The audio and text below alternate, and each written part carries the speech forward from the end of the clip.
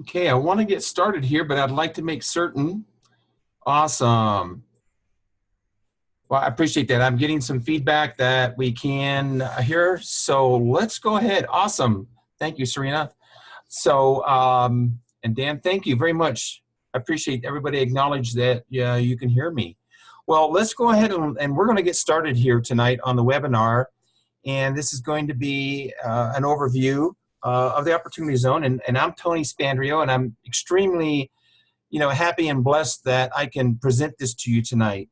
So I'd like to start off with, a little bit about me and myself. I know many of you I've known for quite some time, and I think there may be a number of you guys, individuals that are coming on tonight that maybe do not. So let me go ahead and give you a little bit of background about myself.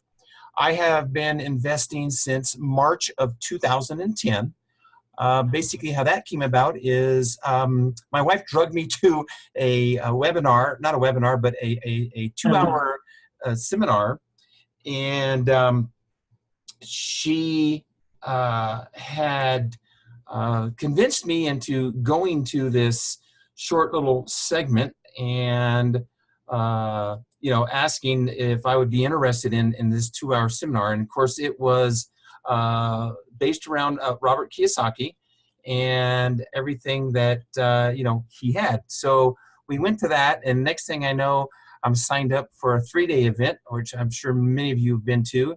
That turned into then getting involved, and soon after that, in April 2010, well, we jumped right in and started flipping houses right away. And by 2012, I was inducted into Robert's International Hall of Fame.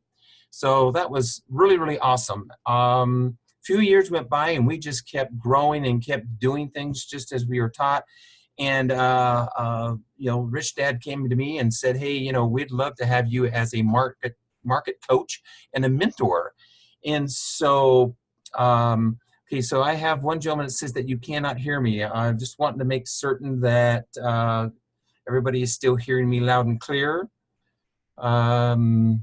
So if you can just, once again, can I just get a mic check here? Can you guys feed back to me? All right, awesome. Okay, well, Grover, you're indicating no sound, but I've got everybody else who's giving me a thumbs up that they can hear me. So you may want to, oh, you got it now. Great, awesome. And so for a number of years, I actually worked with the Rich Dad Education, where I traveled all over the United States, and I would be coaching and mentoring students, all through the process. And it was really a really great experience. 2017, I actually created my own coaching business, which is called Cash Flow Essentials. And I stepped away from the Rich Dad education system. And I really, wanted to focus on a lot of my own fixing and flipping, of course, and investing. Just, in fact, 3 weeks ago, we got our 42nd flip here in Colorado. Our goal is to get 10 done this year. Also, I'm an owner of 2 apartment complexes, one in Colorado and one in Nebraska. And then single family rentals. So we've got 37 single family rentals in the Tulsa, Oklahoma market. And we've also got some single family rentals here in the northern Colorado area. So it keeps us busy. It absolutely does. And then also in June of 2017, I did become an author. I did write the book Cash Flow Essentials, and that is available on Amazon. And we did that. And then 2 years ago, I actually created a company, which is a turnkey business called Oklahoma Portfolio Partners. And we basically put houses together that are, set up so that they're very low, to get into, $45,000, $50,000. They rent from anywhere between $650 to $850 a month. Great cash flow. And basically, we come in and totally rehab these houses. And they're practically like new. I mean, the bones are good. Everything in them is really new. So I'm an owner of that. And then also, like I said, I run my, my education company called Cash Flow Essentials. Well, let's get on with what we've got going on here. And as we're going on, we've got a number of people that are coming in. So I, will apologize if, I've got a delay here as everybody's coming on. Okay, so let's move on. So as a disclosure, I do want to let everybody know that as of this presentation, and this is pretty important, the Treasury still has not met to define many of the IRS regulations in regards to the Opportunity Zone. They were supposed to meet on January 10th. And who knows what was going on with our government on January 10th? That's right, it was shut down. So as we go through this, you're going to learn a lot about the Opportunity Zone. And I think it's really something great for everybody. I think that it's really awesome. And I think that it's going to be, very, very helpful for all of us to understand what the pros and the cons are about that. So I'm not here to pitch anything, to sell you guys anything, information. That's what I believe in, is information, okay? Now, also, I need to disclose that I am not a CPA, nor am I an attorney. This presentation is based upon the information that I've been collecting.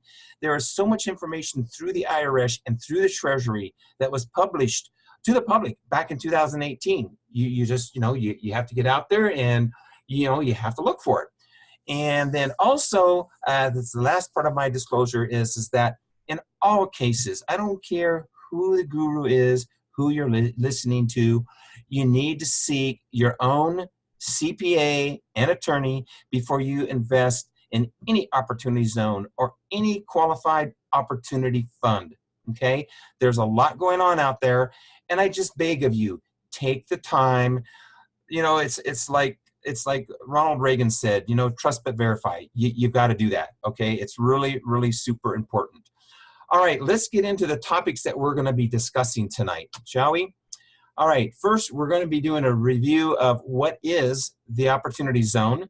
It's called Ozone, it's called Oz. There's lots of acronyms sitting out there today that people are using, okay? Next, a little bit of background on the Opportunity Zone. Then we're going to jump into where are the Opportunity Zones located. And it's amazing. They're all over the place. And we're going to expose that to you, okay? So who can invest in the Opportunity Zone? You'll be interested to see, how that's opened up, all right? What is the time period that you have to invest in the Opportunity Zone? So that's going to be really important. Next is Opportunity Zone versus 1031 exchange. Yeah, there is a lot of similarities, and there's definitely the pluses that the Opportunity Zone has over a 1031 exchange. So I think you guys will be happy to see what's going on there. Next is understanding the deferral of capital gains. I think that was the first misnomer I had was, oh, gee, I've got these capital gains. I can go out and invest in the Opportunity Zone. And gee, I'm going to not have to pay taxes. Well, no, you are. It's just a deferral, okay? But we're going to spell that out here a little later on, okay? Next is that what kind of investments are allowed, okay? So once you get into the Opportunity Zone, what's there? And you need to know what you can invest in, all right?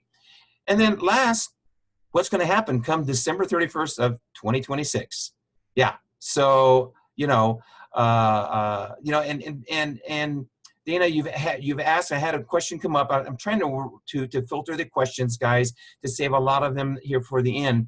But here's what's going to happen: is that you guys need to make a note to go out and subscribe to my YouTube channel, because this is being recorded, and this is going to be on the YouTube channel, and also, when you go to that YouTube video, you're going to find some links that we're going to be talking about tonight. So those are going to be very helpful. So guys, yes, you want to take some extensive notes, but yes, I am going to be giving you're going to be getting the links, and go out and, like I say, subscribe to my YouTube channel. Just go out to YouTube, search Tony Spandrio, and you can find me and subscribe to my channel. All right, let's move on, okay? So what is an Opportunity Zone? Well, it boils down to that it's an economically distressed community. okay? Once you start seeing the opportunity zone map, okay, you're going to start understanding it. And in fact, I can tell you the first thing that I was shocked was when I first learned about this, you know, that I have 37 houses that we own in Tulsa, Oklahoma. 9 of those houses are already in the opportunity zone. I'm going, oh my gosh, that was really surprised to hear that. Okay, so you know, you got to look at, these are the areas where a lot of our public officials have gotten together, and again, we're going to learn more about this here. They've gotten together and said, hey, these are areas that we want to try to turn around. Number 2, bring jobs into the area.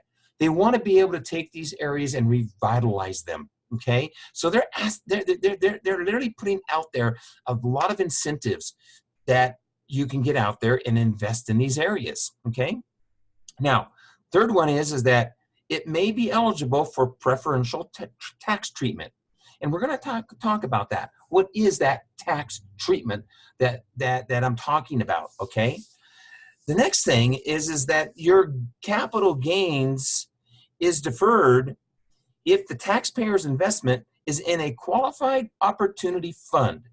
Now, when you go out and you're going to hear a lot of this information about a QOF.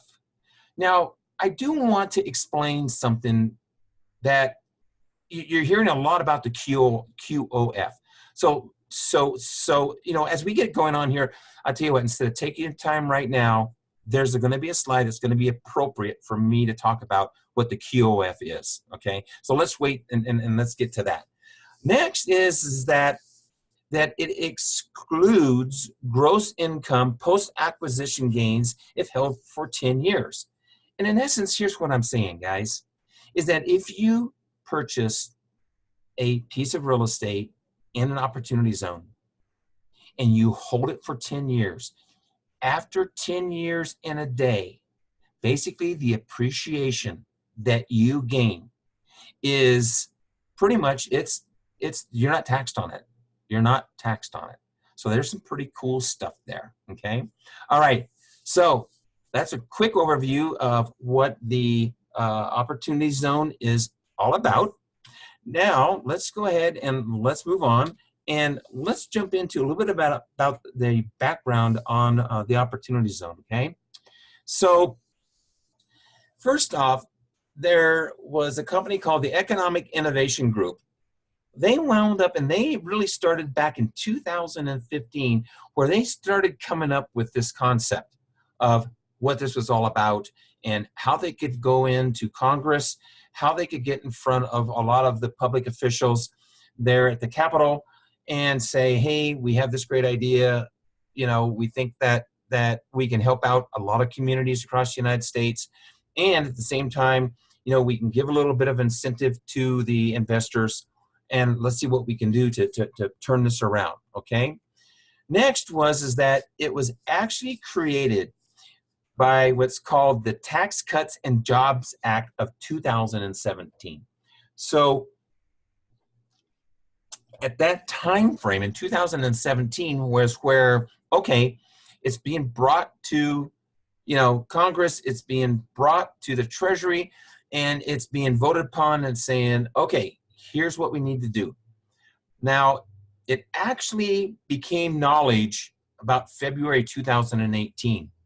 Well, this is a pretty short period of time in which the IRS and the Treasury has to get together and start putting all the regulations together, okay?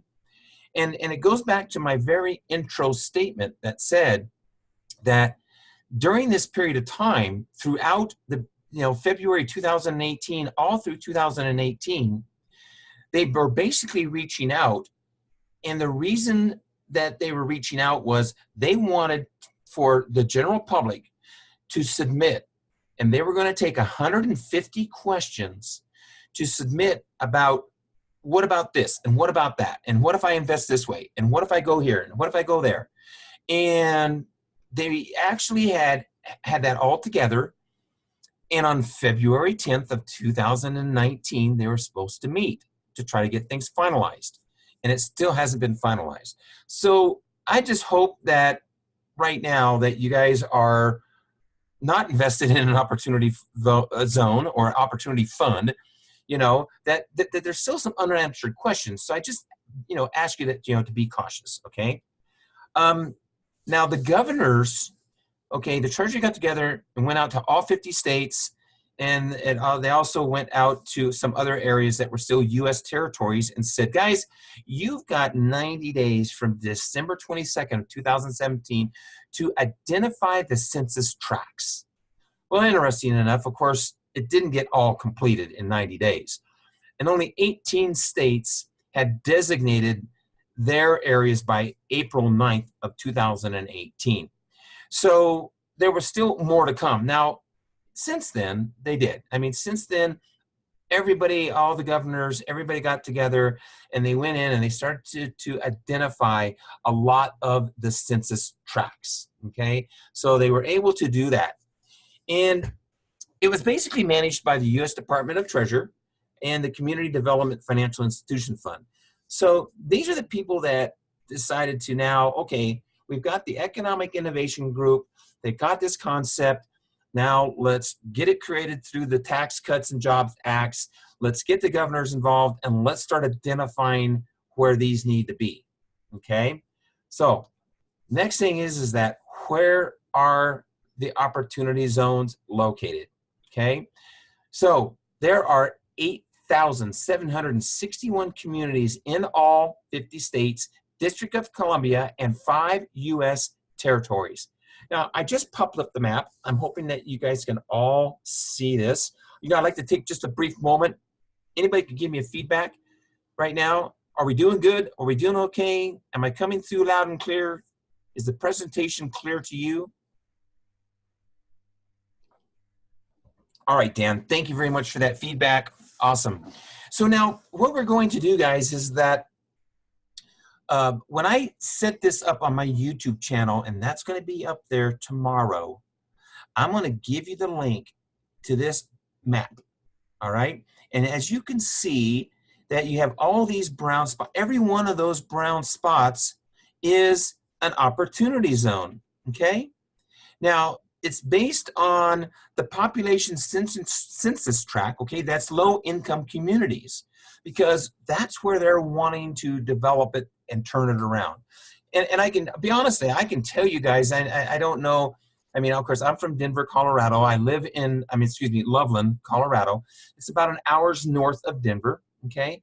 And literally about another 15 minutes north of me is the city of Fort Collins. And that's where CSU is. And what's interesting is that there's literally an opportunity zone that's in that town. So I do find it amazing and where they're at. So let's look a little bit closer. So now here is Colorado, and I talked about, Fort Collins, there's Greeley, Longmont, Boulder, Denver, Colorado Springs, Grand Junction. I mean, you can see these areas. Now, in the link that you're going to get tomorrow, okay, is you're going to find that you can take this map, you're gonna be able to just literally get down to every street and literally every potential single family home, vacant land, businesses. You're gonna be able to zoom in. So wherever you're from, in fact, you know what? I'd like to do this. Take a moment. Each of you that have joined in, and if you can, let me see here. I'm going to let everybody be able to see it. Take a moment. Tell me what state and city you're from, if you could. Type that into the chat box. Let us know where you're from, and I would appreciate that. Just go ahead and share where you're from. Okay. So we got Dan from Fort Collins. We got Sritha from Jackson, Missouri. We got Grover from Lexington, Kentucky. Dan from Fayetteville, Georgia. Awesome. Maurice, I know you said you can't see the chat group. You just got to go into your Zoom account and open it up. Don Baker, Erie, Colorado. We got Oahu. We got Denver, South Lake Tahoe. Great. Thanks, guys, for sharing that. Awesome. There we go. Maurice's got it on. Awesome. Well, thank you for sharing that with me.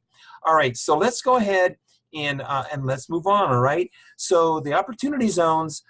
This map is going to be linked there tomorrow. You guys are going to be able to see, in your area, where these are located. Okay.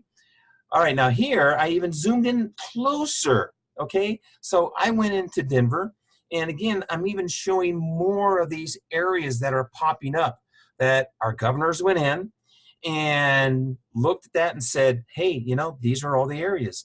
So I think you're going to be extremely, extremely excited once you start seeing where these opportunity zones are, okay?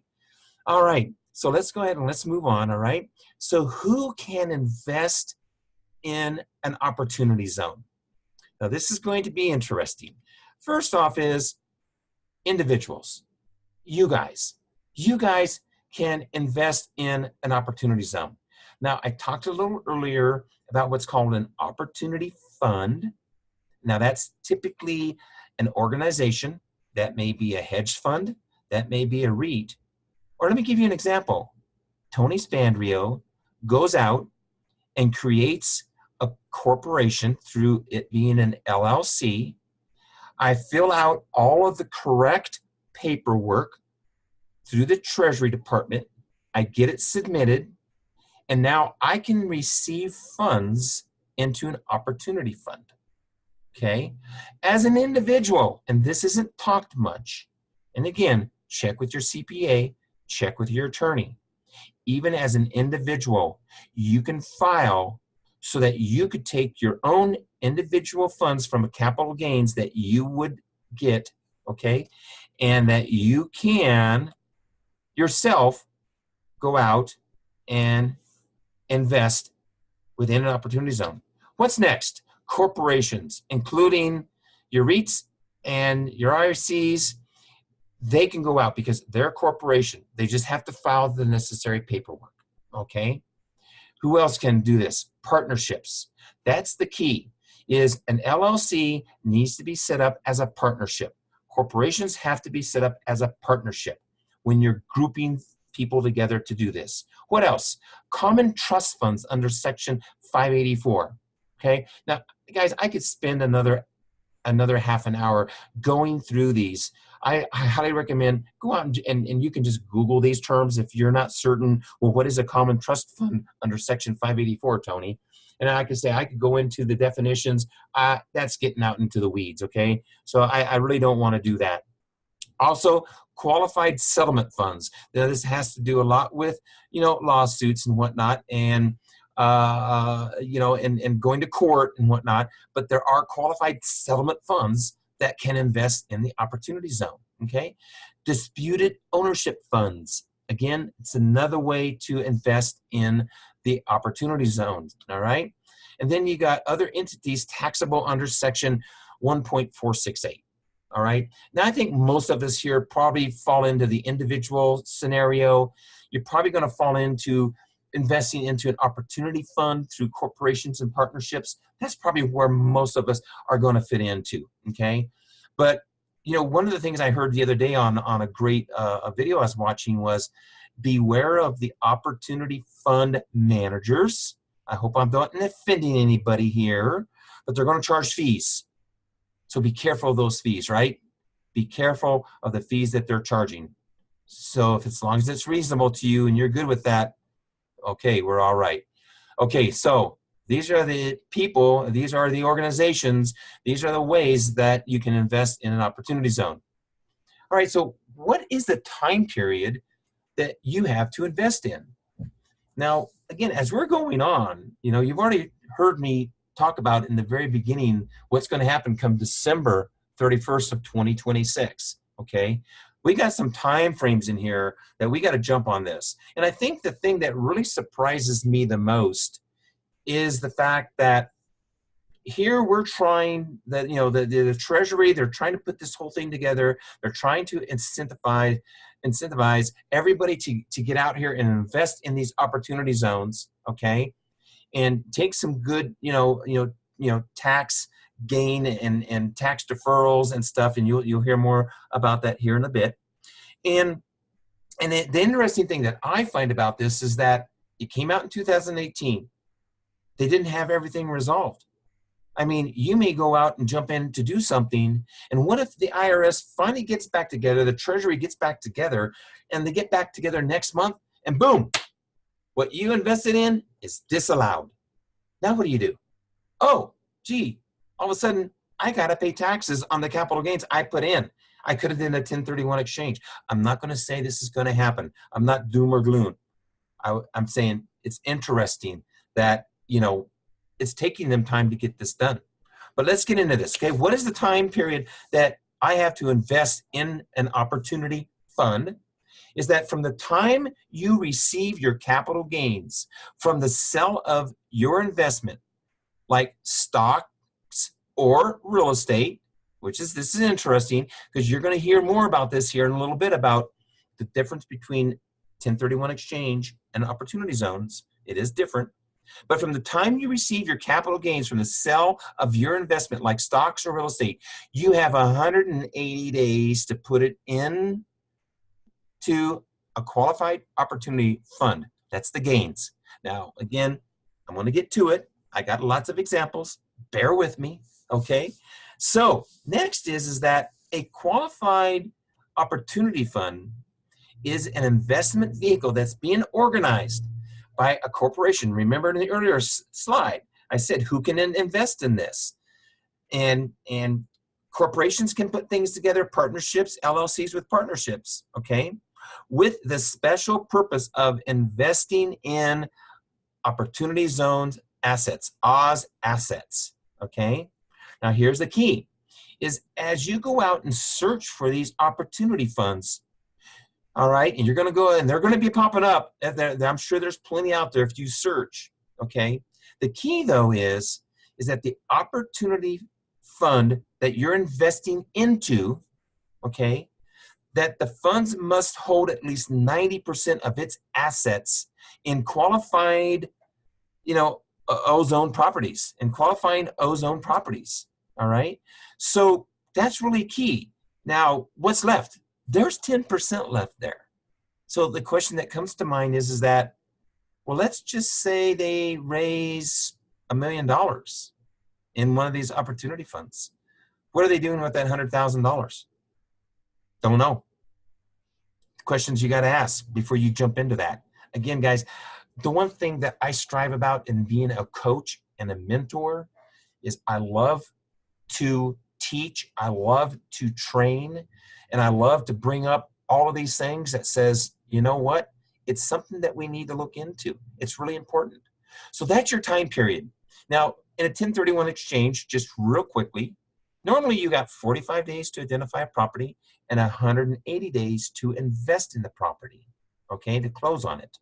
Now, in an Oz property situation, you just got to get your funds, your capital gains, into that qualified opportunity funds within 180 days. Now, we're going to talk more about how long they have in which they've got to find a property, okay? All right, so that's what we got going on with the time period to invest. Let's move on, okay? Here's the key thing, all right? Opportunity zones versus 1031 exchanges, all right? So what we have here is a 1031 exchange. Now, many of you guys know this already.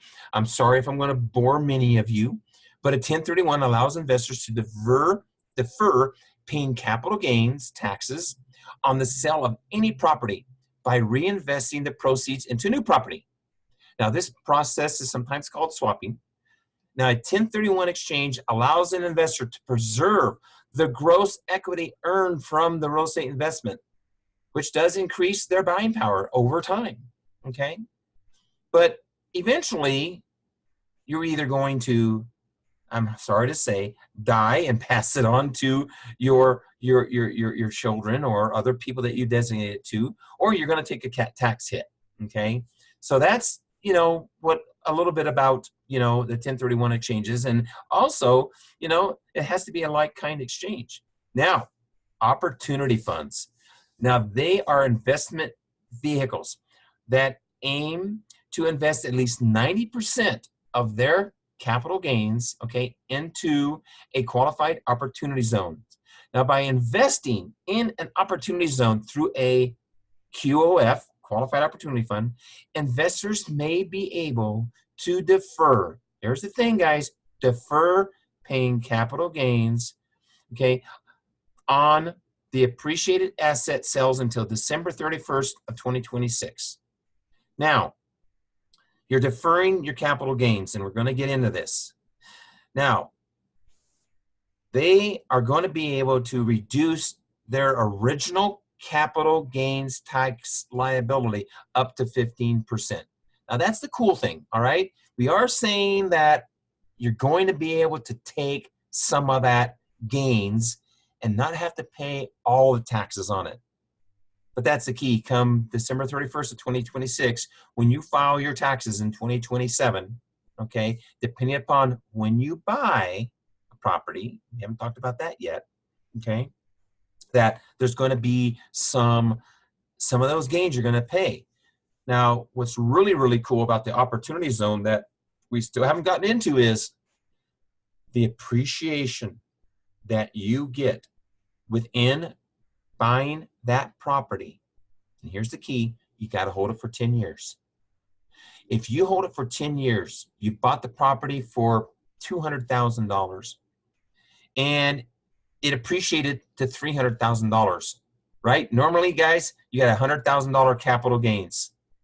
In this case, as long as you hold it for 10 years, you will not pay taxes on that appreciation. Now, if you've got income coming in during that 10 years, I'm sorry, that is taxable. So if it is a flip and you're bringing in that money as passive income, it is still going to be taxable.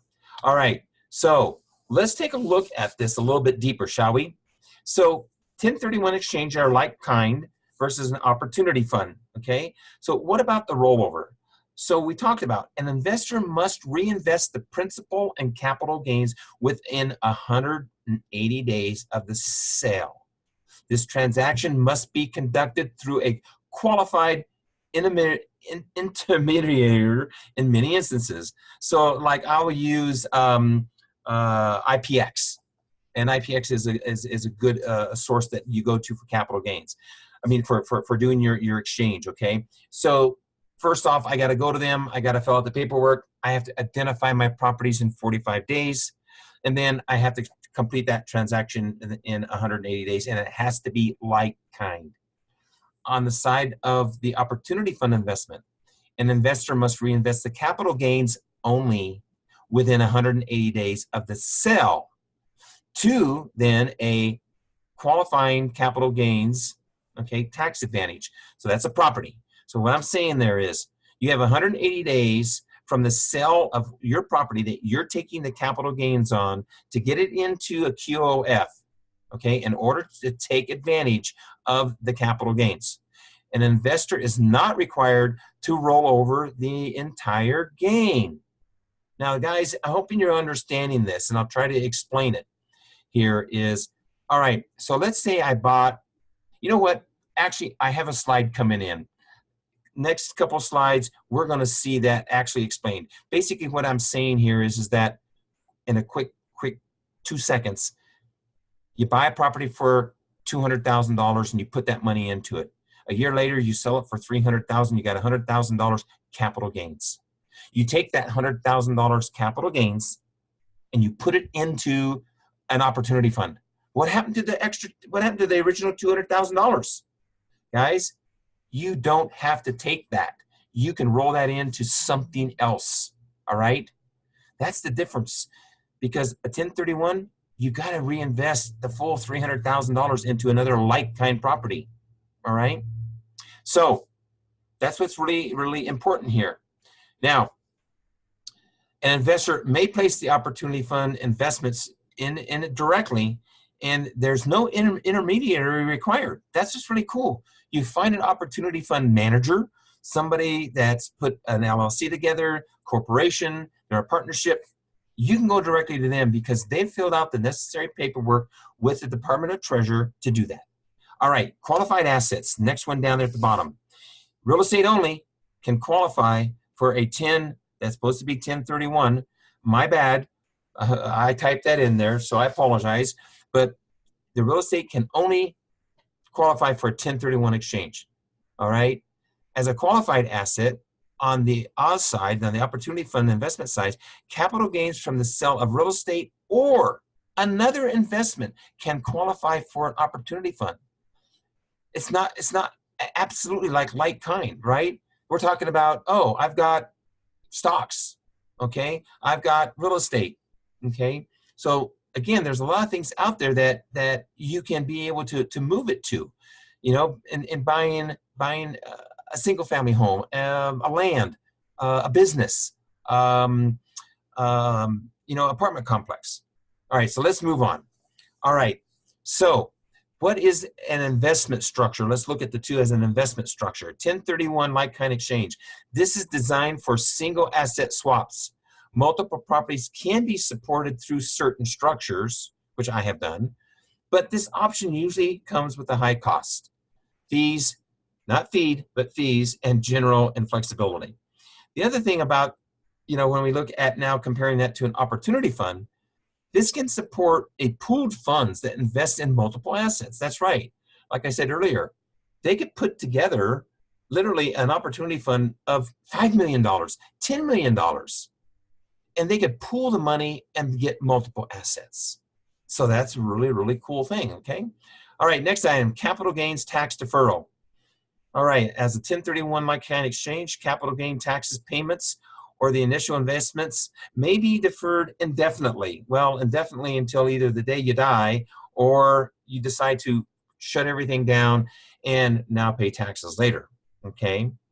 Where on the opportunity fund investment, the capital gains deferral, the tax payments on capital gains of the initial investment may be deferred until December 31st of 2026. So again, guys, we're gonna get into that, all right? Hope you guys are with me so far. Let's keep moving on. What other 1031 exchanges versus opportunity funds can we look at? Capital gains tax reduction.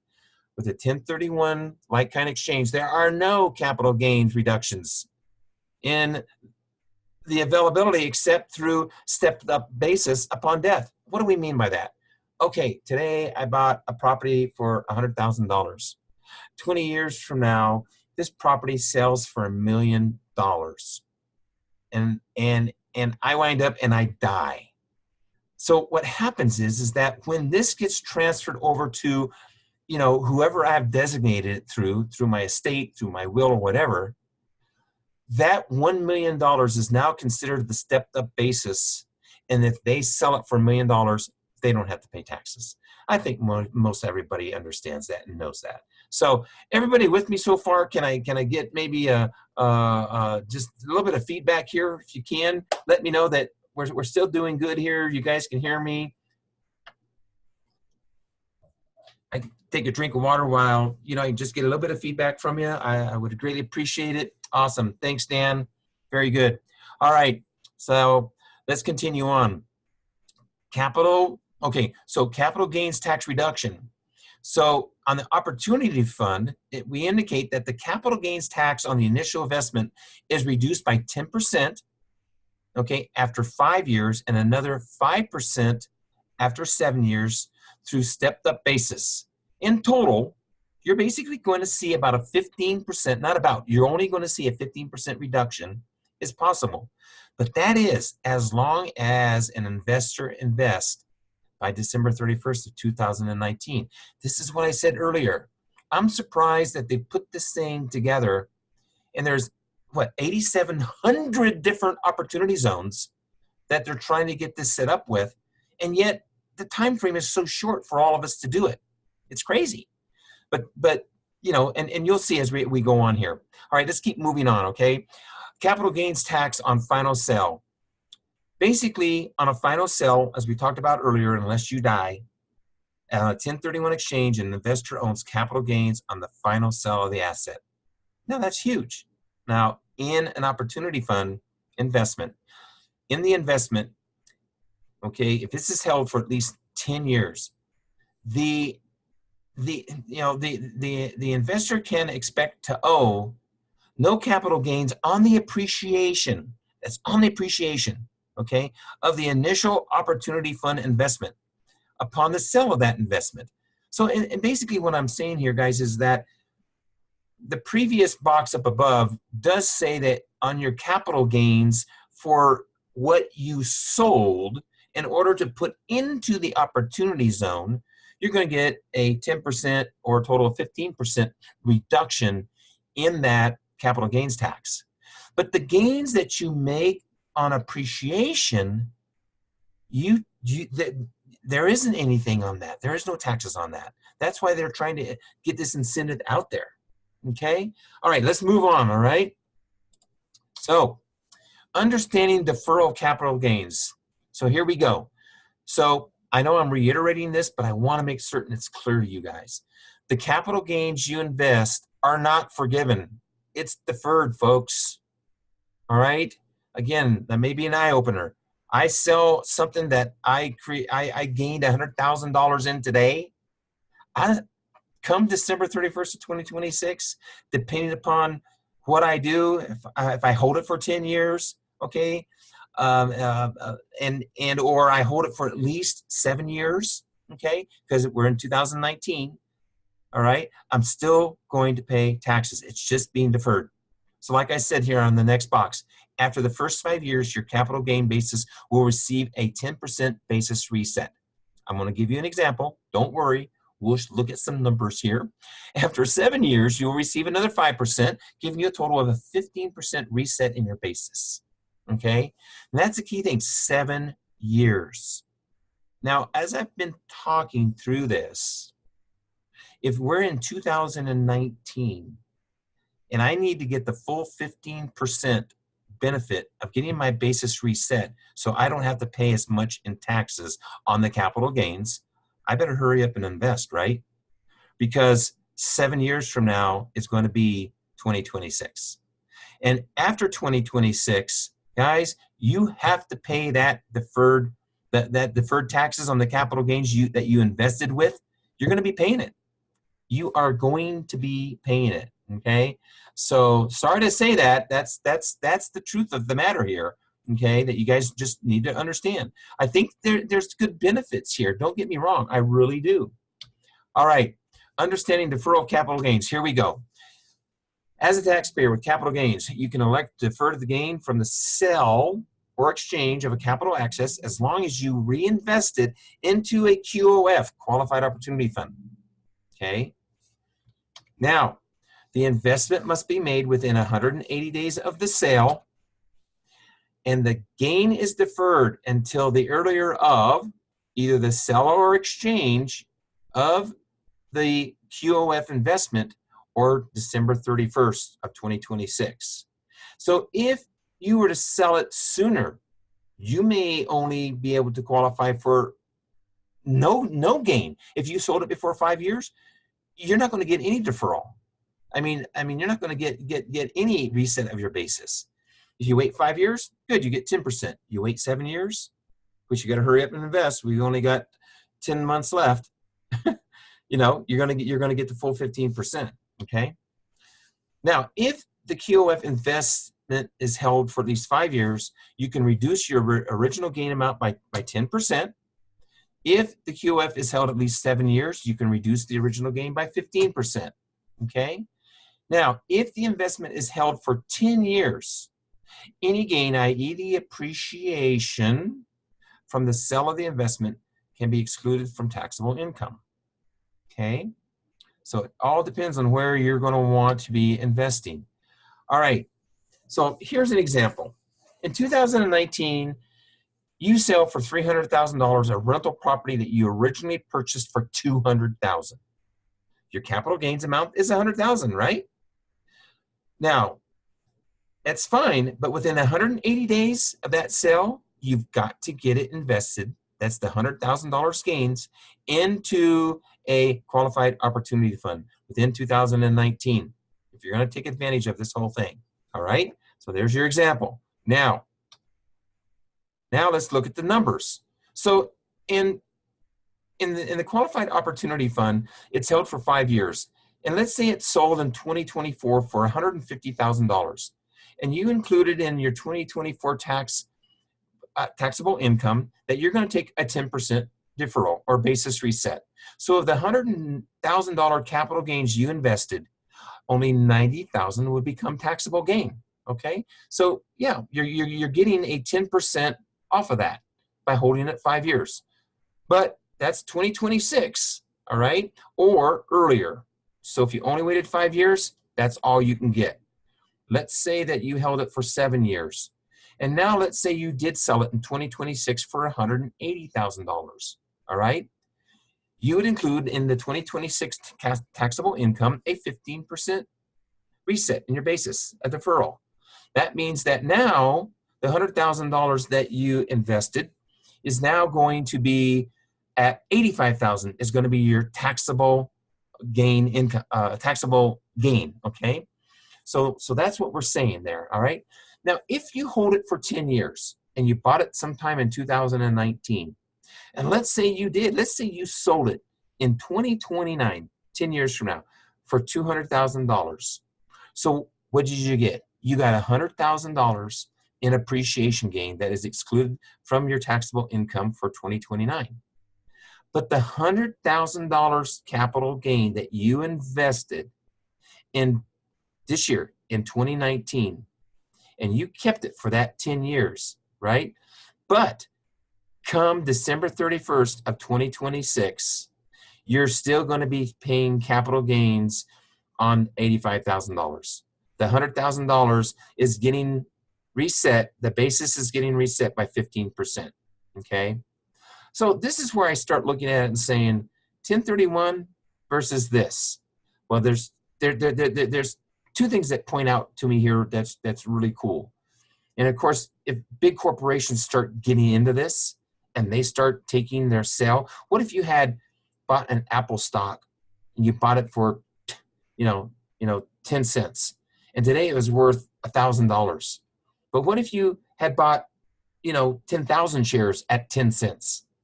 And you think about the capital gains that you got and how huge that could be. I mean, think outside the box how huge this could be for some big corporations and whatnot, right? So I look at this and say, okay, two things are happening versus a 1031 exchange. Yep, I'm still having to pay taxes, but I'm only having to pay taxes on the $85,000.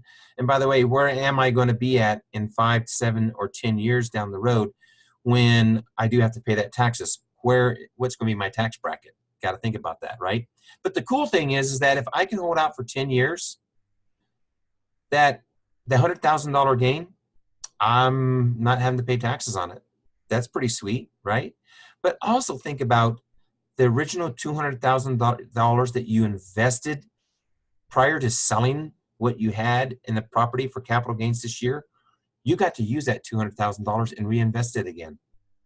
So it has just brought up so many questions for me to ask attorneys that it's endless. I mean, I think about, well, what if I invested with a Roth? What if I invested with an IRA?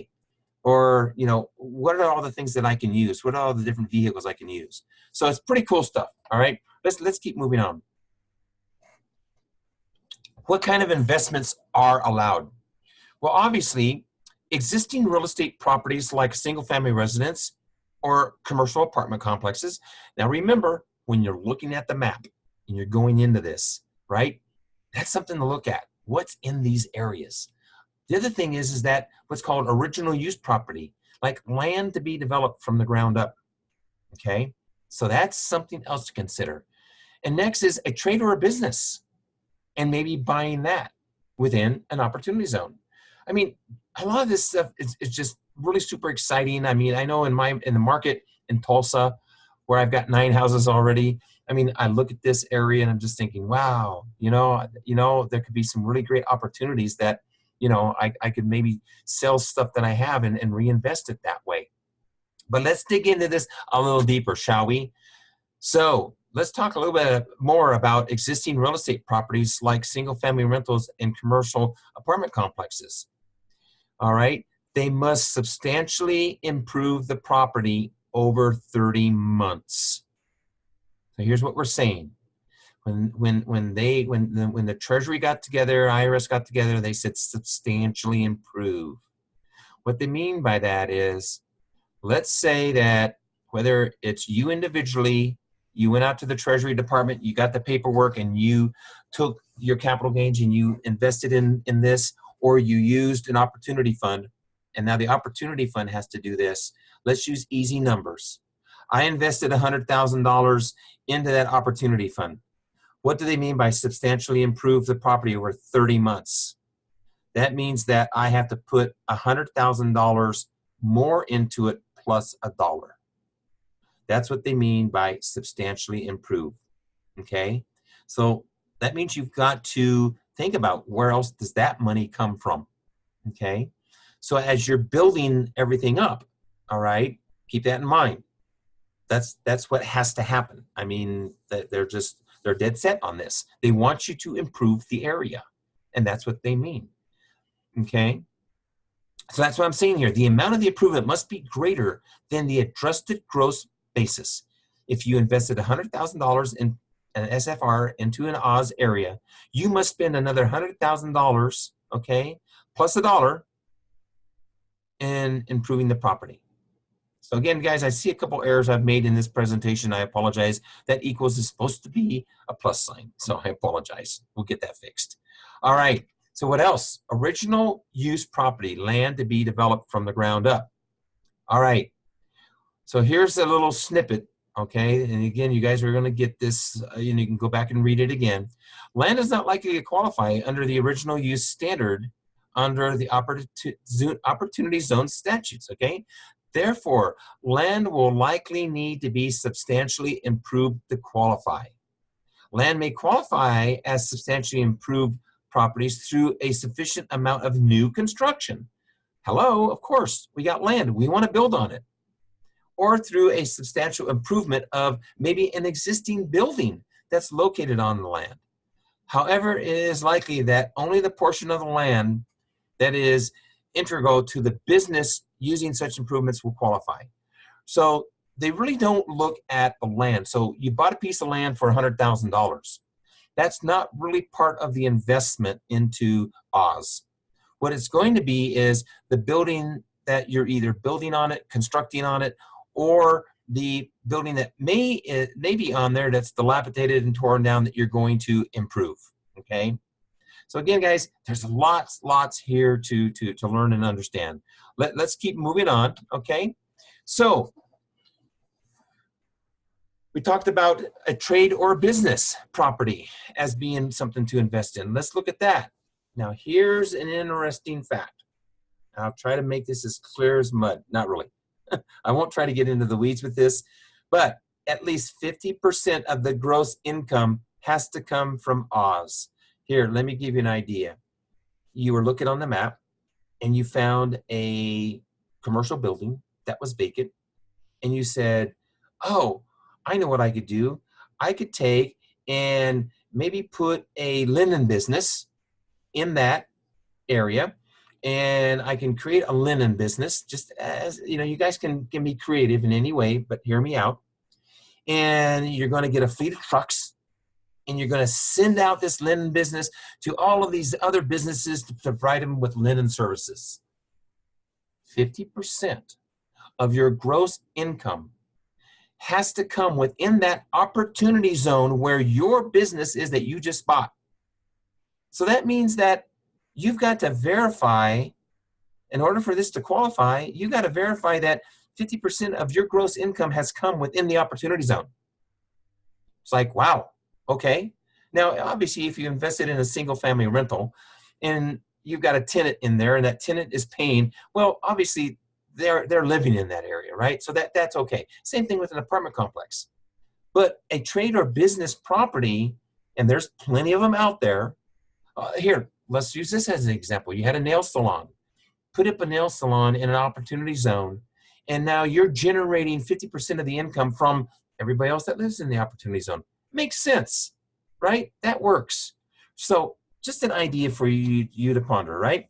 So a substantial portion of the intangible property must be used in the active conduct of business. Okay?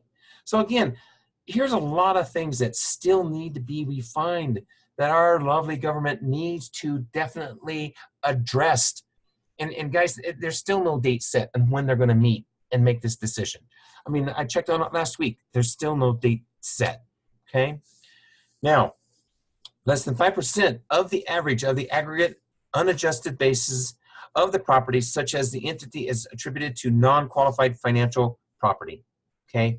Again, this is just some of the stuff that when you start getting into Oz, Opportunity Zone, sounds great, but there's a lot of little things.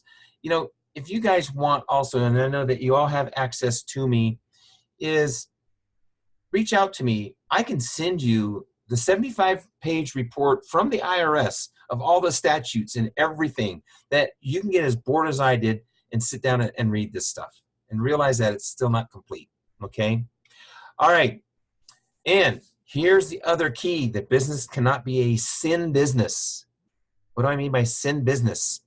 It can't be a golf course, country club, massage parlor, hot tub facility, suntan facility, racetrack, casinos, or liquor stores. That's a sin business.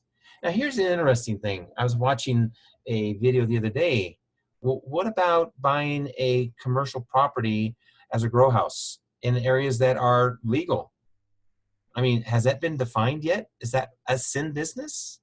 So again, guys, I love to spur on thought here and let you guys kind of go through this and say, okay, interesting stuff. How much more do we want to pursue this? So what's going to happen on December 31st of 2026? Now, guys, we've been talking about it, so you kind of know. We're getting near the end here. Opportunity zones are designed to spur on economic development by providing tax benefits to the investors. Is this going to last forever? No, it's not, unless they decide to change it, but we are waiting to hear to see, right? Capital gains used are only deferred until December 31st of 2026. We've been down that. We went through the slides. You hold it for 5 years, you can get a 10% basis reset. You hold it for 7 years, you can get a 15% basis reset. Great. But tell you what, man, the tax man's going to come when you're filing your returns in 2027 for 2026. They're going to want to be paid. Okay. If the investment in a qualified opportunity zone is sold or exchanged before December 31st of 2026, then the following is going to happen, right? If it's held for 5 years, but you sell it come the 6th year, you're only going to get 10%. It's going to be reset, all right? If you hold it for 7 years or more, but you sell it before 2026, you're still going to get the 15%. But here's the key. If you sell that property before 5 years, zip, zero, none, you're going to pay capital gains on that full capital gain investment, right? But if you sell this before the 10 years, now you're going to be paying capital gains on the appreciation. You have to hold it for 10 years, okay? I think I've driven that home enough. Let's go ahead and move on. An investor cannot invest deferred capital gains after December 31st of 2026. Why would you? Think about that. I mean, guys, if I can take advantage of a full 15%, then why am I even going to wait until this time frame? Because I'm going to get zip, zero, nothing. And that's why I'm saying is that it's going to be important to think about. I'm on a time clock. I got 10 months. If I want to get into an opportunity zone, hey, I want to do this. Now, guys, I want to reach out to you and let you know is that I would be open. I'd be open to share and work with you guys. If anybody wants to put something together and we want to put a group together, we want to think about doing this, hey, I'm there. I would love to work with us on this. It's just, you know, it's going to be critical that when you go out and you start looking at that map, here's the thing. We cannot guarantee that you're going to make a killing on this. What if you do get into an opportunity zone area and it tanks? Economy changes, whatever happens in that market, you don't do the research, right? It could be serious. You could walk away not having any appreciation, okay? You could walk away and not get a thing. So it's going to be important that you're going to find the right place to invest in, all right? So I'm there for you guys. I want you to know. So let's just go ahead and move on. You know, no matter what, you're going to have to pay that deferred tax amount one way or another. Just want you to be aware of that. They don't give us a total free ride, but it's still a pretty good ride, right? So let's just do a quick recap. We're winding up here. We've just been about an hour. We went over what the opportunity zone is all about, what and when it got created. We went over the background. We talked about how it was thought about back in 2015 and how the Tax Cuts and Jobs Acts came about, and they initiated things in 2017, kicked it off in 2018, okay? We talked about where they're located. Again, guys, is that, you know, let's see here. If you guys can bear with me just a moment here. I'm going to see here if I can do this here real quick, okay? What I'm wanting to do is I'm going to put a link in the chat box for everybody to get. And if you can grab that link, you know, so let's see here.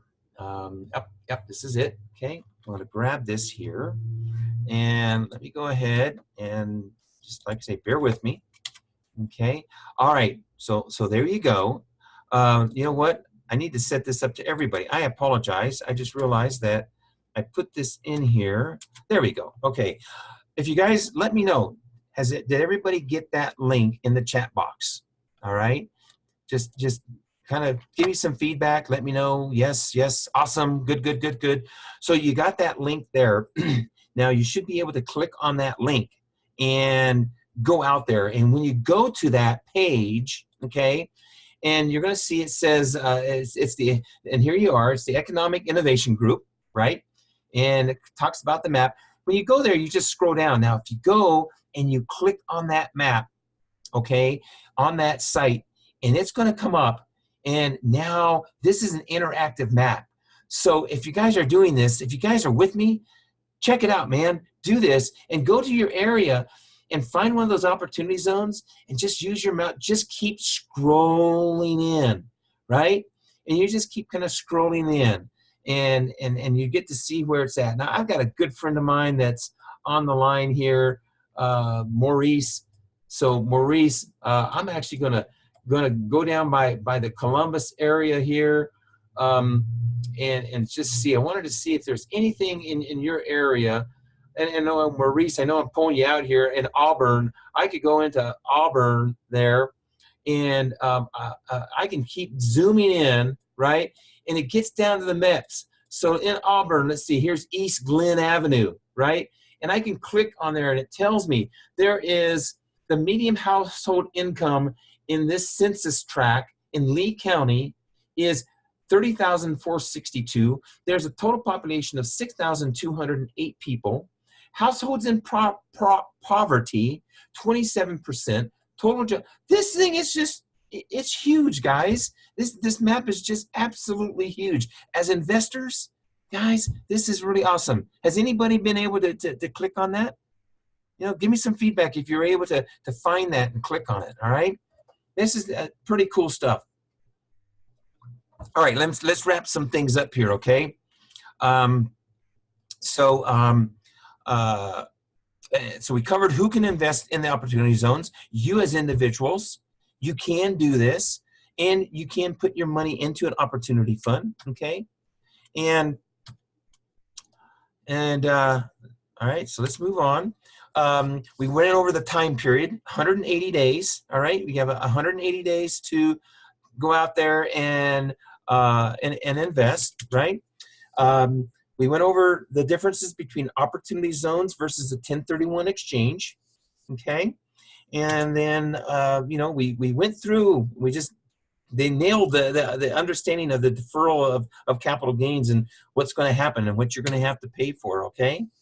We talked about the different types of investments that are allowed, single-family homes. We talked about apartment complexes. It can be land, and obviously it can be a trade or a business, you know, and we can do that also, right? And then we talked about, well, what's going to happen on December 31st. So guys, I mean, there is so much more out there. I mean, you could spend hours and hours and hours on end, but I really wanted to get out here and share this stuff. I thought it was really great stuff. So guys, you know, uh, here's what I'm offering tonight is that I've got my book, Cash Flow Essentials, The Ultimate Guide to Real Estate Investing. And you can go out to Amazon, you can get that for $19.95. No, not $19.96. See, I'm seeing if you guys are awake. It's $19.95. And you can get the book. I wrote it back in June of 2015. And it is absolutely, a phenomenal book. I'm very blessed to have taken the time. It took, almost 2 years to write the book. If you're looking at understanding cash flow, this thing is key, absolutely key. So guys, get out there, go to Amazon and order that book today. All right, get that book. And here's a little bit more about me and how to get a hold of me. Now, I'm going to leave this here on the screen before we wrap things up. Again, I appreciate everybody coming out and joining in the webinar. And for those of you that have listened to the playback, I appreciate that. Give me some, just give me some likes and some thumbs up and everything. Share this with everybody that you can think of that might be interested in this. Now, I do offer a lot of coaching. I'm actually, I got a special going on right now that we can do a 20-minute business session for $97. And we can sit and talk and strategize about your business and where you're at. You're going to find a lot of freebies on my website. So go out to cashflowessentials.com. There's just, I offer just a ton of stuff. I just thoroughly enjoy sharing like I did tonight. You can reach out to me with my email. It's tspandrio@securerei.com. Please feel free to reach out to me if you've got any additional questions, okay? Now, I'm on Facebook. I'm on LinkedIn. You can just do a search on Facebook for me. I'm the older one. I'm the old guy out there, okay? My sons, my grandkids that are Tony Spandrio Jr. and Tony the Third and whatnot, they're out there, so just look for the old guy. LinkedIn also, you can follow me on LinkedIn. The other thing that I didn't put in here, but was, again, we talked about it earlier, is this is all going to be available if you subscribe to my YouTube channel, okay? Go to YouTube, do a search for Tony Spandrio. Once you find me, subscribe to my channel. Guys, I have Motivational Mondays, 9 a.m. every Monday Mountain Standard Time. We talk about motivation things. I get you going for the week. Wednesdays, right now, Opportunity Zone Wednesdays. What's coming up down the road is going to be Wealth Wednesdays. And we're going to be having the Wealth Wednesdays. And these are just 15-minute segments, 9 a.m. Mountain Standard Time, okay, Wednesdays. Thursday is Tactical Thursdays. Right now, we're in the middle of a flip. Guys, I am sharing everything on the ins and the outs and how to have your butt covered when you're doing flips from the time you close title to the time you're going to put it on the market, okay? And you're going to find all these videos on my YouTube channel, all right? Friday is Fruitful Friday. I love to share everybody's successes and goals. Not me, you. You get the time to share your successes for the week and your goals for the week. So guys, do reach out. Do follow me on Facebook. If you do need to get a hold of me, here's my office number, 970-292-6751, okay? And, again, I encourage you guys, go out, buy my book, Cash Flow Essentials, Ultimate Guide to Real Estate Investing. It's only $19.95, guys. It's really great. Amazon, get it shipped to you, in no time. Well, guys, I super appreciate everybody that joined in for this webinar. And guys, I look forward. Many of you I know, many of you that I've met, and many of you that I haven't. I hope this has been very informational for you tonight. And again, please share this once you see it out there on my YouTube channel, okay? You guys have a marvelous evening. I know many of you are on the East Coast, and it's late, but thank you for joining me. Greatly appreciate it. And just make it a phenomenal rest of the week. Have a great weekend. Guys, we will talk to you later. Take care now. Bye-bye.